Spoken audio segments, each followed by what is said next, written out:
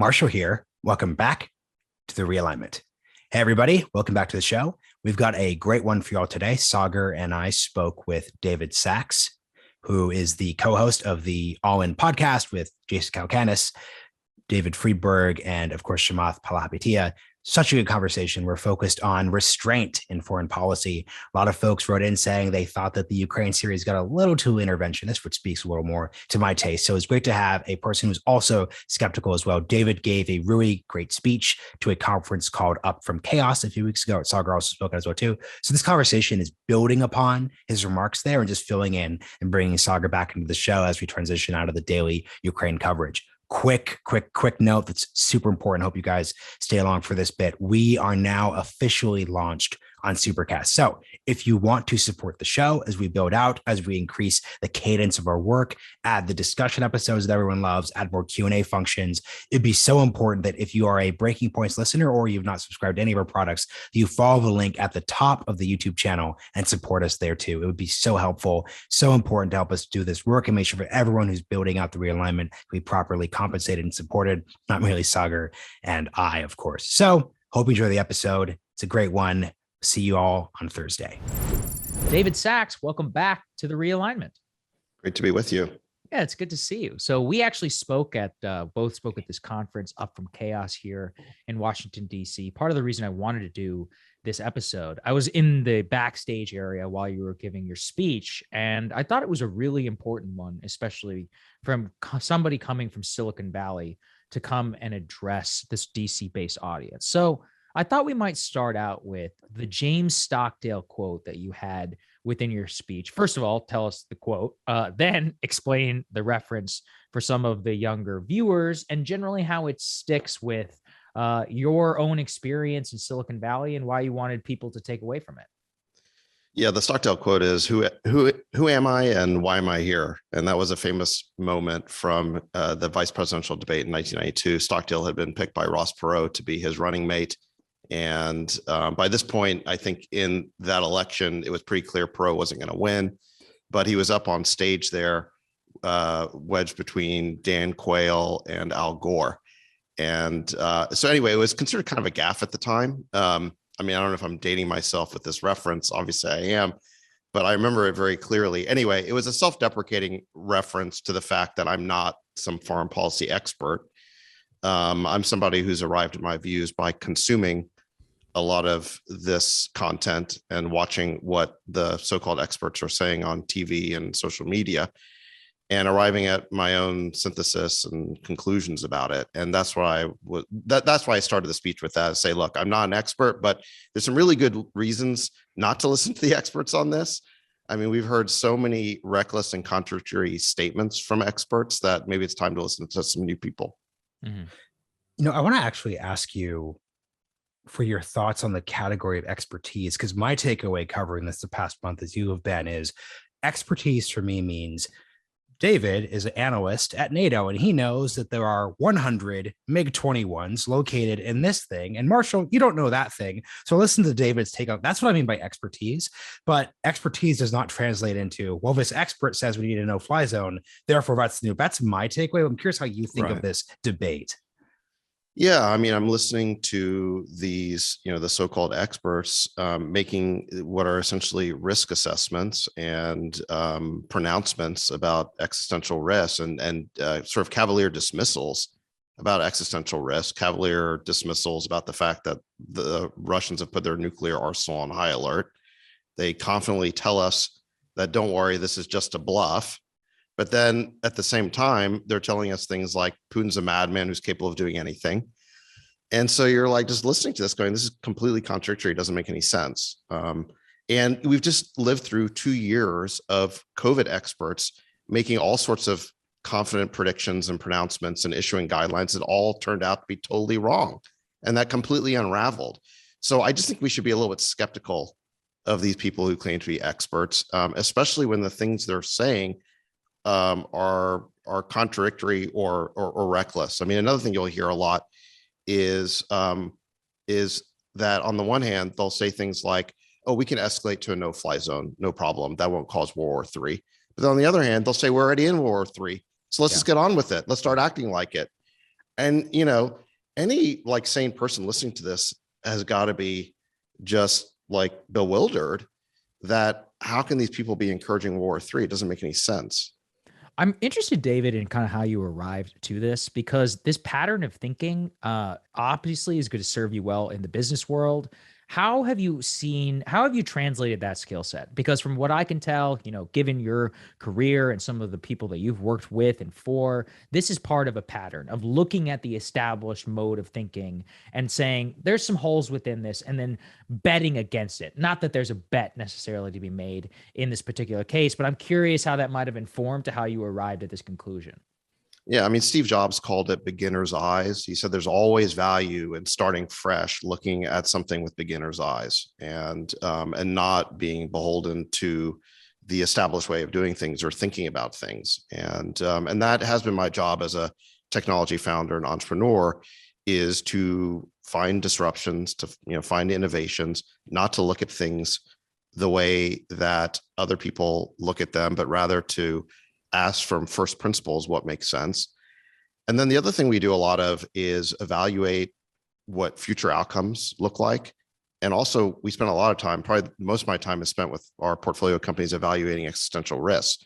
So in other words, when you're running a business, you're besieged with issues all day long. There's probably 100 decisions that you have to make every day or more, but only one or two of them at most really matter. And when you look back over an entire year, there might only be a handful of decisions that really mattered.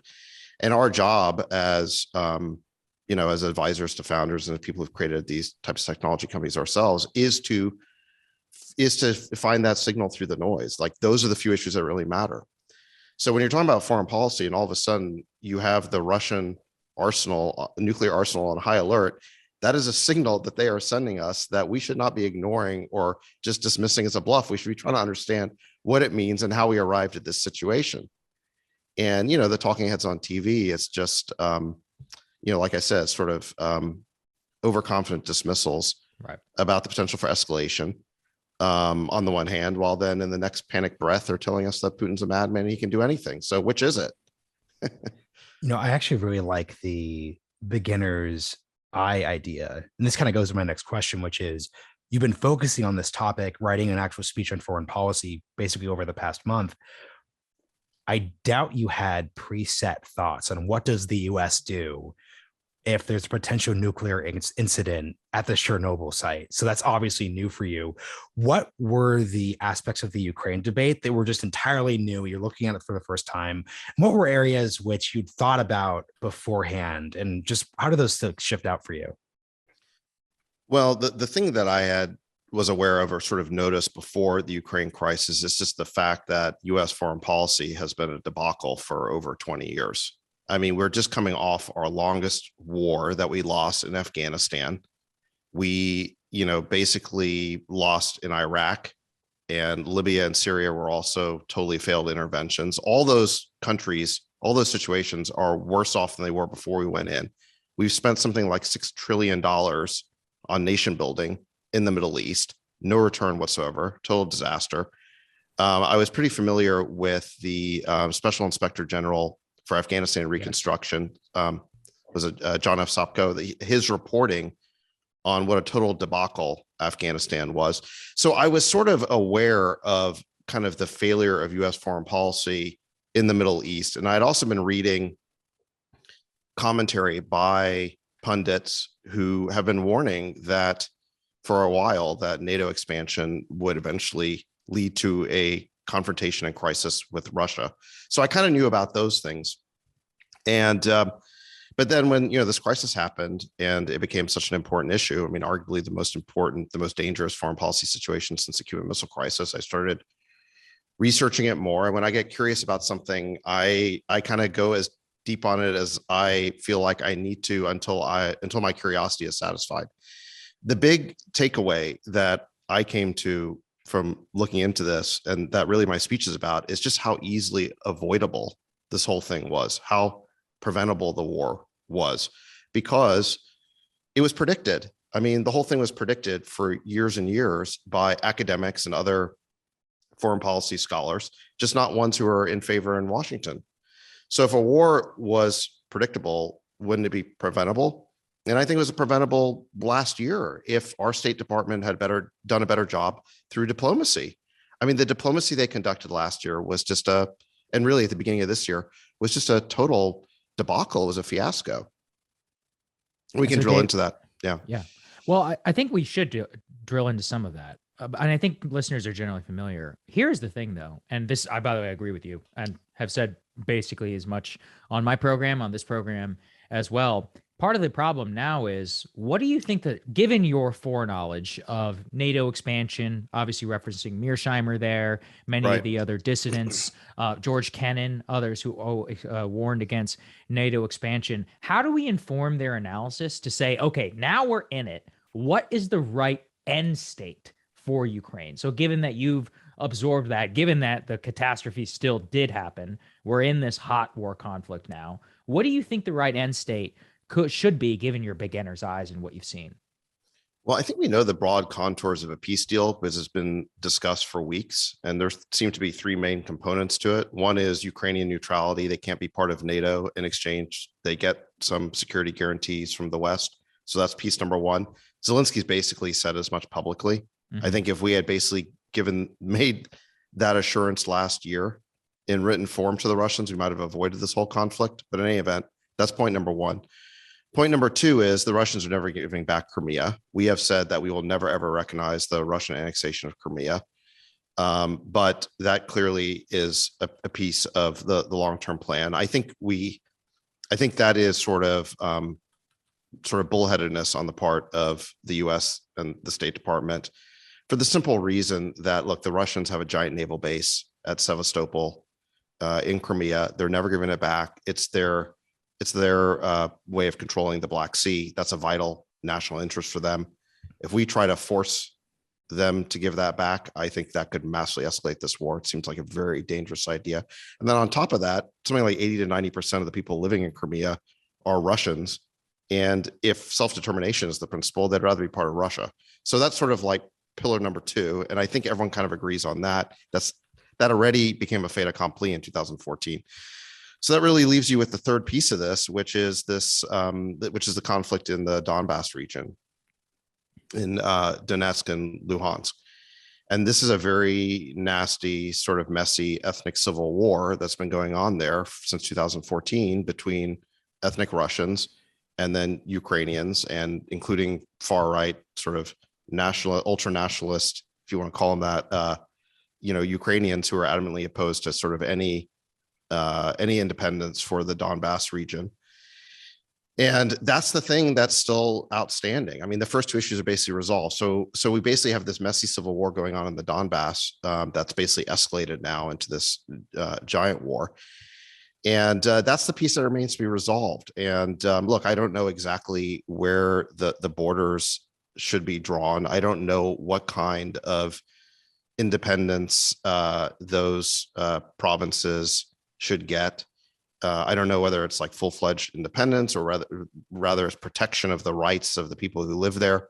In any event, that's the issue that has to be resolved. What I do know is that the details of who rules the Donbass is simply not a vital American interest on the level of our other interests that have been implicated by this conflict. Avoiding the escalation of this basically sub-regional war into something that could become a world war. The mere fact that we're talking about that is insane. The idea that, a Balkan-style ethnic strife in the Donbass could lead to a world war like that, we can't allow that. That doesn't make any sense. The fact that our economy could be tipped into recession by this commodity inflation and basically the severing of the Russian economy and the Ukrainian economy from the world economy. We have, I'd say, a vital interest in our economy and avoiding recession. And then third, there's also, I think, some pretty dire warnings that are coming out about the global food supply chain. And large parts of the world could be hit with famine later this year because they're going to miss the spring planting. So for all of those reasons, the U.S. has a vital interest, I would say, in helping to bring this conflict to a rapid end. And our interest here should be in a ceasefire and negotiated settlement. And to me, the exact details of who rules the Donbass, I mean, those are things that matter a lot to the people who live there, but it's not a vital interest for the U.S. And what certainly should not be a vital interest for the U.S. is destabilizing or toppling the Russian regime. And obviously, there's a lot of speculation that's our real objective there. As Biden sort of, he made that gaffe, basically saying that. That would be a huge mistake if we were to prolong the conflict out of a misguided desire to bring about regime change in Moscow. I'll just, excuse me, I'll state my bias up front. I would identify as like a moderate interventionist. So I don't favor the no-fly zone. I didn't want the MiGs, but like largely speaking, I'm sure you and I disagree on specifics here. I'd like to know, though, how you would describe your foreign policy perspective, because the thing that I appreciate about your perspective, despite our disagreements, is you seem rooted in something beyond just culture war beefs. Because I think the anti-interventionists whose takes came out the worst long term are people who are saying, well, I'm going to say something about Putin because I want to trigger some libs. You are articulating something rooted in something American interest. So how would you just describe this worldview? Well, in foreign policy, the big debate is between realists and idealists. And I think, and look, I'm sure there are aspects of the realist point of view that I would disagree with, but the important thing is that directionally, I believe the realists are correct, that our foreign policy has become way too interventionist, way too idealistic. We've become a crusader state. We go all over the world trying to basically topple regimes, implement regime change. Whenever we disagree with their government, we're basically trying to make the whole world look like us. We're trying to implement, liberal democracy all over the world. And what has that gotten us? We just went through the litany of failures in the Middle East. It's been a debacle. And so I think our foreign policy needs to adjust in more of a realist direction. And that's basically my fundamental take. I think we need to be more restrained. We keep involving ourselves in all these conflicts all over the world. And what has it gotten us? $30 trillion in national debt. The countries where we intervene all seem to be worse off than before we went there. There's all sorts of places all over the world now that we can't go. You and I cannot go. If we wanted to go, our parents, when they were younger, could go on a tour and go visit Egypt and Iraq and Afghanistan. There are lots of countries they could go to. We can't even go to anymore because we've made such a mess of them. It's actually like much more dangerous. So I think this whole hyper idealistic, I would say crusading view of American foreign policy has failed, and we have to move things back to a more restrained, realistic view. David, I'm Saagar, curious. and just a quick, sorry, I didn't get the chat. Quick follow up. It seems like a part of this critique then comes down to ambition. These ambitions led to crusading. These ambitions, this Rousseauian idealism about we can remake the world. What would you say your ambitions are for the U.S. if you have any at all? And you might not have any. That's an okay answer too, obviously. Well, I think we should be an exemplary state, not a crusading state. We should be the shining city on a hill. I mean, I believe in liberal democracy. It's not that I'm against those values. I'm very much in favor of them. The question is, how do we promote those values, and how does the world become more democratic and have a greater respect for enlightenment liberalism? Clearly, our attempts to impose it at the barrel of a gun aren't working. And the reason is because of nationalism. I mean, the more we seek to impose our will on these countries, the more they rise up to oppose us out of basic nationalism. And this is the mistake we've made in foreign policy going back decades, even going back to Vietnam. I mean, we perceive the Vietnam War as fundamentally an ideological struggle between, the West and communism. And we saw Ho Chi Minh as a communist leader and part of the communist revolution. How did the Vietnamese see him? They saw him as a nationalist leader, first and foremost. The economic system was secondary to them. They just wanted the foreign invaders out of there. And I think that is the mistake we keep making in Afghanistan, Iraq. We go in there thinking that we're going to be greeted as liberators.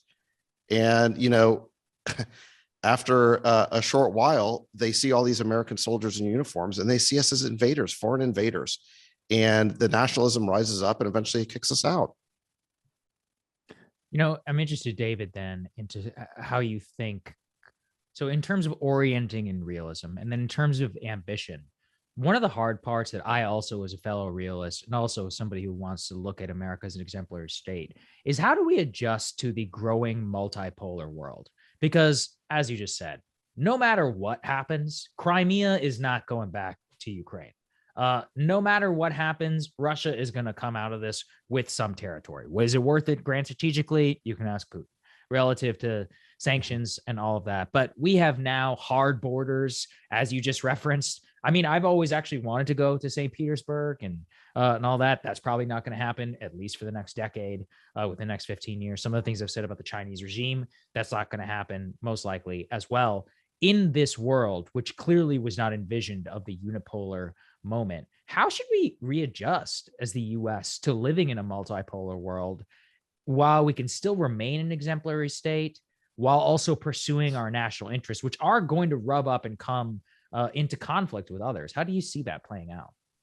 Well, when I talk about my speech, I sort of sought to conjure the image of the American eagle that's on our Great Seal of the United States, and that's also on the dollar bill. And if you look at the American eagle, it's holding in one talon 13 arrows, and in the other talon, it's holding an olive branch. And I think the framers of our Constitution, the founders of our country, were seeking to tell us something about how you make and maintain peace, basically strength and diplomacy.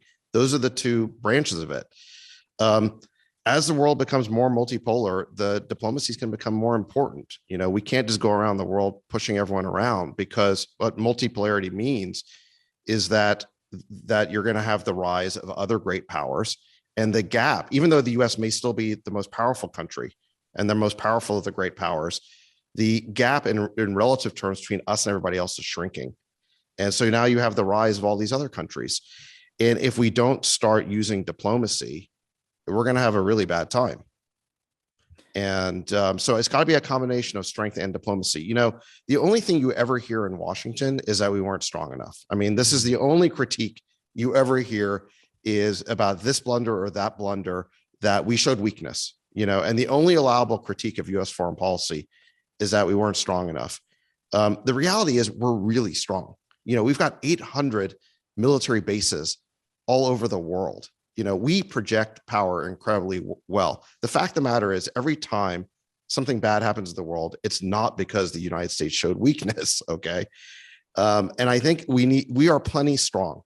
What we need to do is use diplomacy more effectively. I mean, look, I think this war could have been easily avoided if we had simply acceded to the Russians' most longstanding demand that Ukraine shouldn't be part of NATO. That was their point of view on it.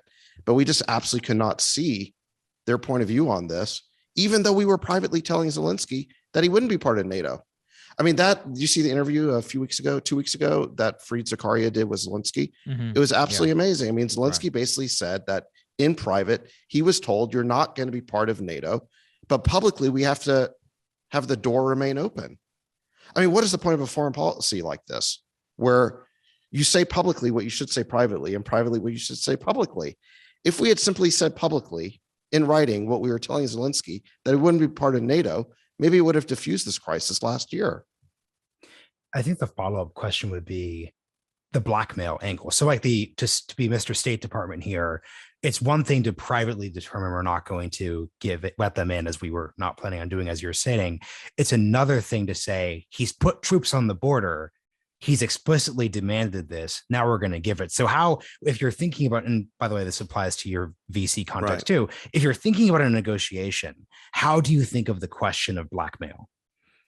Well, I mean, this is the appeasement argument. And anytime anybody in Washington tries to use diplomacy, they're accused of appeasement. Look, diplomacy means that we have to decide what is a reasonable accommodation. In this particular case, I think it would have been reasonable because, first of all, saying that Ukraine is not going to be part of NATO is not like a Munich. You're not chopping up that country. All you're doing is reaffirming the status quo. Ukraine is not currently a member of NATO. And I'm pretty sure it's not ever going to be a member of NATO after what's happened over the last couple of months. That was the Russian sole objective. And we privately told Zelensky that he wasn't going to be part of NATO. So this was literally, in terms of concessions to make, this was literally the sleeves off our vest. It was a largely meaningless concession to us, but it meant a lot to it was the Russians' most important demand. So it seems to me that what you could have done was last year, negotiate this quietly before it became this giant international incident. And it would have been like one news cycle and it would have blown over and it would have diffused the whole crisis. That's what diplomats are supposed to do. Now, once you're in a war, now everything looks like appeasement. So yeah, you're right. Now it's going to be much harder make a reasonable deal. But last year, I don't think it would have been that hard. What do you think about NATO specifically there, David? I've been having a tough one with this. Frankly, if I could go back, I don't think any of the Baltic states should be in NATO, period. However, they are now, and they're part of Article 5. Here's the question, too, which is I've been seeing some troubling stuff. Lithuania's prime minister, for example, says we should not give peace at in any cost to Putin, opposing some of the peace. Estonia, Poland, and others have advocated for some of the most hawkish actions. I get it. If I was them, I would be doing the exact same thing, but I'm not. We're us, and we're the ones who have to guarantee them with our nuclear umbrella. What are your general thoughts as to how we should use and or how we should approach that structure within the alliance? We're not going to kick them out, and I don't think we should, because I think that genuinely would be appeasement. That being said, there needs to be some sort of balance of our national interest in this too. Right. And I think you're right that it's too late now. They're part of NATO. That's not going to change. I think we're committed to defending the borders of NATO. That's basically the border of freedom now. And we're going to defend it. I think that is our red line.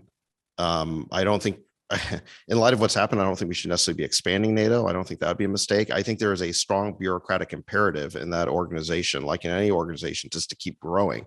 And I think we need to be asking the question, what does that get us? Because every country that joins NATO, we are now committed to defending. I mean, they're committed to defending us too, but we all know that they don't bring anything to our defense. So every time a country joins NATO, we now have to provide for their defense. And I hear things like, well, every country should have the right to join NATO if it wants. Really? I mean, what you're basically saying is that every country has the right to have the US defend it. Right. I don't think we want to keep incurring those obligations. They're risky, So I don't know if I'm answering your question, but look, the tail can't wag the dog here. I think the bottom line is that we can't let, we have to be very clear with our NATO allies about what our policy is, and we can't let any of them get us into World War III. That's not in our interest. And, so yeah, I don't know if that completely answered your question, but yeah. Correct. Yes. And something I'm curious about, and this is where we'll take to your actual expertise in terms of your day job whole situation. The world we're describing does not look like the world that you came up in business under and that Saagar and I were promised as elementary school kids. So for example, look at PayPal. PayPal is going to enable money to, and that's a super oversimplification of what you all were doing there. But at a core level, PayPal is money could go different places. Various aspects of the state have been challenged. Now, like you said, there are lots of places we can't go. Actually, the state's looking pretty great in various respects. You've done a lot of talking about authoritarianism at a state level beyond just what Russia and China are doing. It just seems like this world, and this, by the way, this is separate from the whole, we were promised that all the jobs would come back by letting China. And this is actually a separate thing. Right. It seems like both parts of this globalization story have now officially collapsed. Can you just reflect on that? Yeah, it's a great point. I mean, I remember in the late 90s when we were creating these companies, there was a view that all the barriers were coming down and that we were going to create a single global marketplace for goods and services and labor. And, and it was, the direction was very much towards globalization and openness. And today you can see that that's changing, and look, I think what's happened is that all is multipolarity. I mean, I think that if you go back and look, the sort of the globalization that we saw was a product of the US being the sole superpower, the sort of unipolar great power. And so we were able to impose our will all over the world and create essentially a global trading system. But as other countries have grown and risen, they're seeking to kind of buck that US-led order. And so either we're going to make modifications to that order to in ways that they seek, or those countries are going to create their own orders. And that's basically what's happened, is the world's kind of dividing now into a new Cold War, where you've got the US on one hand and then China with Belt and Roads kind of creating its own trading system. And it looks like things are kind of sliding towards, more of like a Cold War type setup, but maybe a little more complicated than that because there are other great powers. It's not just two anymore. Mm-hmm. It's interesting too, just to stick in this, because how do you think this is going to impact, David, the industry that you work in, when I think in the context of PayPal, the idea of money being able to flow across borders with limited amounts of intervention and the ability of the state in order to get involved, even when I think about the 2010s and the global ambitions of so many of the biggest startups and the unicorns and more, looking to China, looking to all of that, it seems to me that even your run-of-the-mill apolitical founder is not going to harbor any of those same ambitions, or at the very least is going to have to think a lot about the current geopolitical situation. So have you encountered that any of your current work? Like, how do you think people are thinking about it in terms of how it'll impact future US technology companies? Well, going back even a decade or longer, the internet had already broken into basically two internets. There was the Chinese internet, which was separated from the rest by the Great Firewall. And, companies that want to do business in China had to go seek permission. Many of them never got permission. Facebook never got permission to go into China. Other companies did, but they had to cooperate with the Chinese government in terms of providing data. For some of them, that was unacceptable. Google in the early days, for example, didn't want to do that. So you already had, and then of course, the Chinese, I guess, smartly from their interests, by keeping out the Western internet companies, allowed the creation of a very vibrant internet sector, and with many, huge Chinese internet companies. So there was already a bifurcation between China and then really kind of rest of world, because the rest of the world is sort of on the same internet.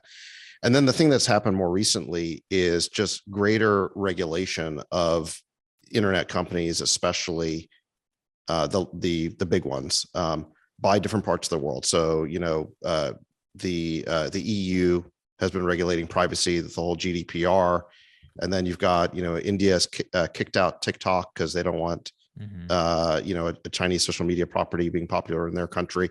So you're starting to see now a lot of country by country or zone by zone regulation on top of this, fundamental just dichotomy created by the Great Firewall. So it's complicated, the desire of entrepreneurs to serve, to be global, but I don't think it's gone away. I think that if you're an entrepreneur in the US, I think your view is, typically the playbook is, first we're going to get traction in the US, we're going to prove it works here, then we're going to expand to Europe and the called the free parts of Asia, the non-Chinese parts of Asia, and the rest of the world. And I think that's still very much the playbook. It's just that in order to pull off that strategy effectively, you have to be a big enough company that you can afford the legal bills. It's not something you do as early anymore as you used to. Mm-hmm. And another follow-up in this area would basically be, a lot of countries are looking to that Chinese model and saying, hey, in Balaji's talked a lot about this, like this idea that having a non-homegrown tech industry to a certain degree is a national security vulnerability. So if you're Russia, Nigeria kicked out Twitter for a second, the part of me that's a little skeptical of that reality is just the fact that part of the reason why the Chinese were able to do what they did is they were able to go all in on the mobile internet while the US was still in the desktop space. So that's why you see Weibo and always really interesting Chinese apps actually be a little ahead of the curve there. There's not, to me, that type of opportunity if you are a Russia or a Nigeria. So as an investor / entrepreneur, how would you rate the ability of, let's say, non-Western, non-US aligned countries? How can they create their own tech industries without basically just admitting that they're going to need to sell it to China? Russia is not going to create their Russia does have a Facebook alternative, but when Russia says we're not going to be reliant on the West, what they really mean in most categories is being reliant on China. Yeah, there's a market size problem with adopting a totally protectionist, policy towards internet companies, right? Like any other kind of protectionism, if your market isn't big enough to sustain a company, then you're going to have a lot of trouble, I think, competing with these giant US-based global companies. So I think it's going to be very hard to kind of get that off the ground in a lot of these countries. Certainly the protected companies may not offer services that are as good as their, as the global competitors. China's a little different because the market's so big that, they can have a protectionist policy and it's still a gigantic market that's available for their companies. Actually, speaking of that, in terms of broader and more geopolitically, given what you've seen now on Europe, how do you think we should approach Asia? I'm very much like a unironic pivot to Asia guy, extracate from the new world, look towards so much of the new economic opportunity, a reset of the U.S. relationship in terms of its global alliances and reorientation to what is important. What's your general view on that within the context of your foreign policy framework? Yeah, I mean, I tend to buy the Mearsheimer realist take on this, which is that China is the real threat. It's the only country in the world that's capable of being a peer competitor to the United States. Its economy is roughly the same size as ours from a purchasing power parity standpoint, but it's got tremendous potential for growth. Their per capita is only 1/4 ours. So if they just get to the per capita of, say, South Korea, and there's no reason to believe that they can't from a just because their population is well educated, hardworking, all that kind of stuff. If they just get to a South Korea level, their economy will be twice the size of the US, and they will translate that economic power into military power, as every great power throughout history has done.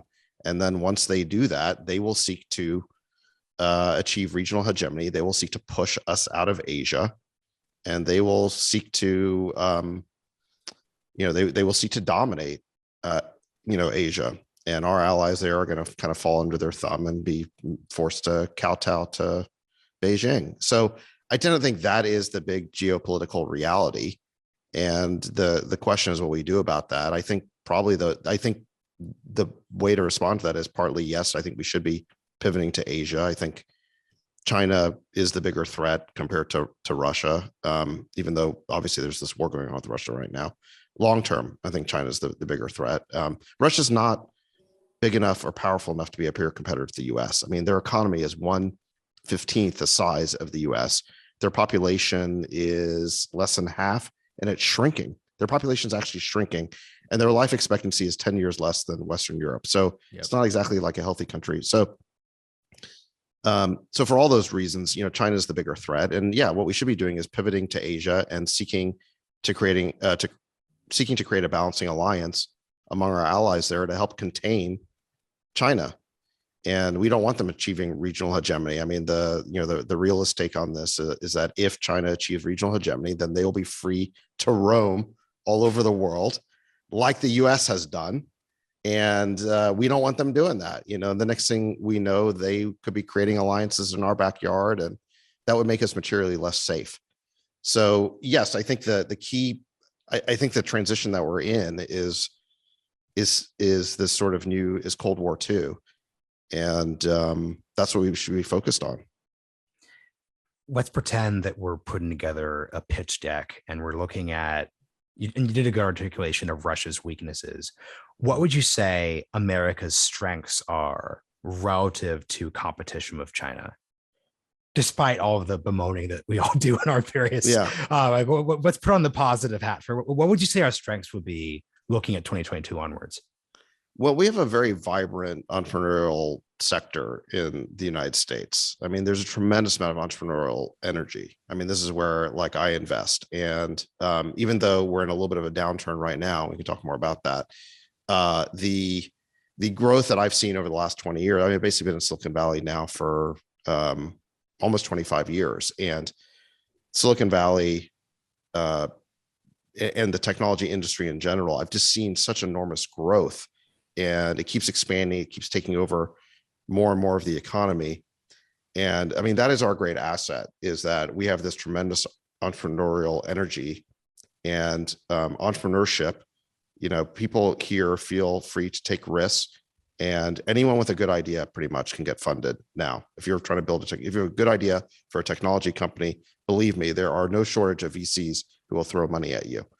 So that is our great advantage. And then that powers our economy. And then that economic might gets translated into military might and so on. Also, it gives our defense industry, there's all sorts of technological innovations to draw from as well. So that is basically the substrate of American power. The dangers to American power, I think, are just that we're now $30 trillion in debt. We've incurred this massive ruinous debt.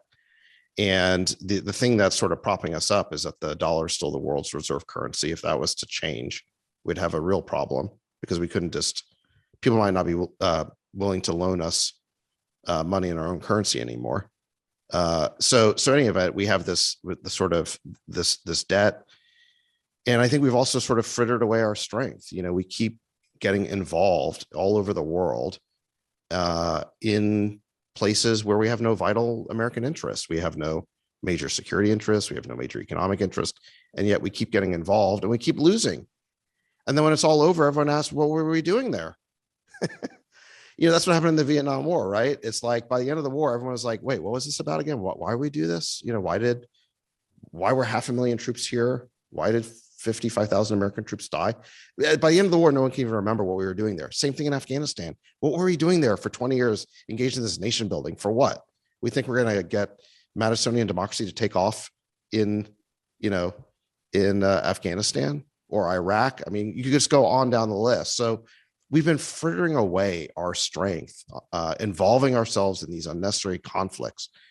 And if we keep doing that in a multipolar world, as other people are gaining on us, it's going to be very dangerous. We need to, I think we have to be the most powerful country. I'm not like sort of part of the anti-war left where they actually have sort of this reflexive antagonism towards like American power or American hegemony.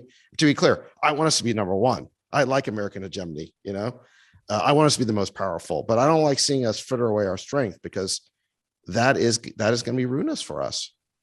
Yeah. They want us to basically be Denmark, like have no say over the affairs of the world. And I'm like, yeah, that's nice until you get invaded by Nazi Germany. I'm not an isolationist either. I mean, right. I guess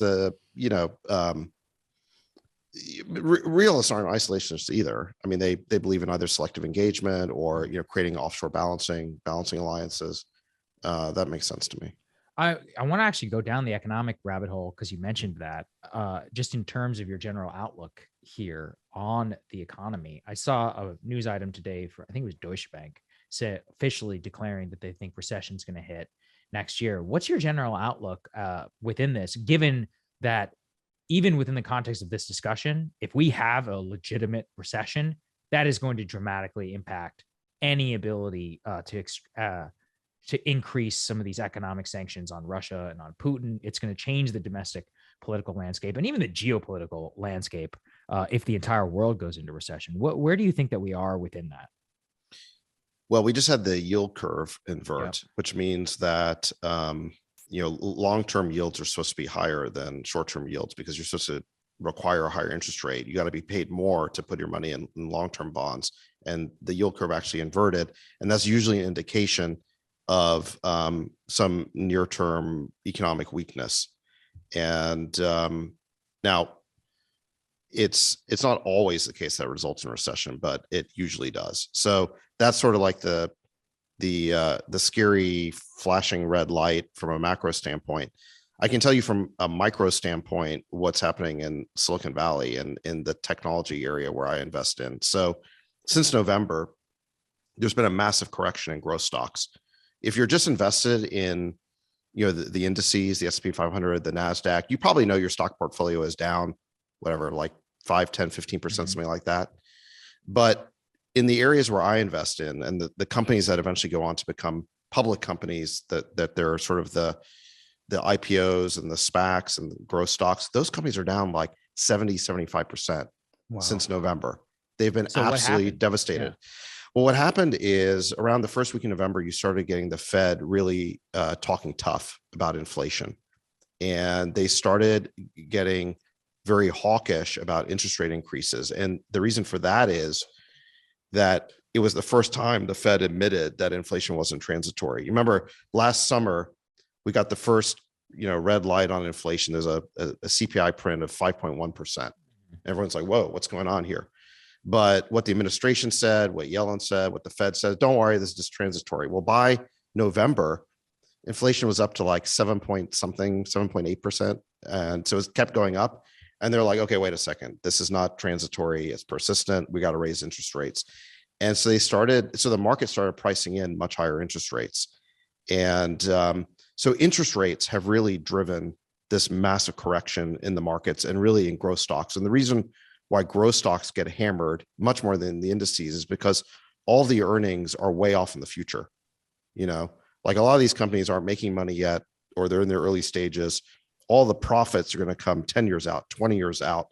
And so if you have a higher discount rate because interest rates are much higher, then the value of those companies goes way down. So that's basically what we've been dealing with. The interest rate expectations are by far the biggest factor in the correction of the stock market, even more than the war, much more than the war, I would say. Now, if all of a sudden this war spins out of control, that could change. But it's mostly been about interest rates. And so what's been happening is, if you're sitting on the boards that I'm sitting on, what you're telling your portfolio companies is make the capital that you raised last year, make that last longer, extend your runway, slow down your growth. And so there's a sort of a contraction that's almost foreordained, that's self-fulfilling, because when the markets go down this much, again, 70% correction, the valuations of the private companies also go down. So if you're a founder running a company, it's going to be much tougher to raise money at an attractive valuation. You may not be able to raise money at all. So you now have to change your plan. Instead of going out and raising money in 18 months, maybe now you're going to raise money in 3 months. So you slow down your spending. And so companies all over the country are doing that, but especially in technology. And again, that becomes a little bit self-fulfilling. That's what leads to a recession. So that's basically what's going on right now. Is everybody in Silicon Valley can see the retrenchment, the contraction, valuations going down. We don't know exactly whether that translates into a technical recession where you get 2 quarters of negative growth, but we know that it certainly results in a slowdown, and that's what you're seeing right now. Yeah. So I'll wrap with on that super positive, super chill note. As we check our portfolios on the side, I'll wrap with this question: what now? So you've given your speech. The video should be up for that, so I suggest that people go take a look there. 2, you've been very vocal about this on All In, but Biden, despite the gaffe, didn't have the no-fly zone. NATO's not expanding. Hopefully a peace deal goes through. How are you thinking about what comes next, broadly speaking, given your articulation of American interests? Yeah, so you're right. There are some things that Biden has gotten right and done well. It was very important that he said very early on that we're not going to get directly involved militarily, no boots on the ground, even when he was sort of goaded a little bit. Remember the press conference where I think it was Lester Holt asked him, it's like, even if Americans need to be rescued, from Ukraine, or are you going to send in troops? He said, no. That was the right answer. We're not going to get militarily involved. And then there's all these people, of course, who, this is the response is he's showing weakness. We should be ambiguous. No, we can't be ambiguous because we don't know how this conflict could spin out of control. It's good to be very clear. And then you're right, like not, avoiding this no-fly zone, which basically would have required us to shoot down Russian planes. So the administration has done some good things. The thing I'm concerned about is that they're not really pushing for peace. Most of Blinken's public statements have really been throwing cold water on the peace process. And of course, we're kind of strangely absent from the whole thing. We're not one of the negotiators or peacemakers. That role has fallen to Erdogan or Naftali Bennett or Macron. It's not us. And so I'm worried, and a lot of commentators have worried, and Neil Ferguson had a good piece about this, that speculating that the administration's policy here is to protract the war, to create an Afghan-style quagmire for the Russians to bleed the Russian regime and eventually lead to destabilize and cause regime change. That would be a disaster. So I hope we can get a peace deal soon. I think a negotiated settlement is what we should be angling for here. And because I think we got enough problems back home. We got a slow economy. We don't need this. We don't need this crisis in Eastern Europe. We got enough problems of our own back here.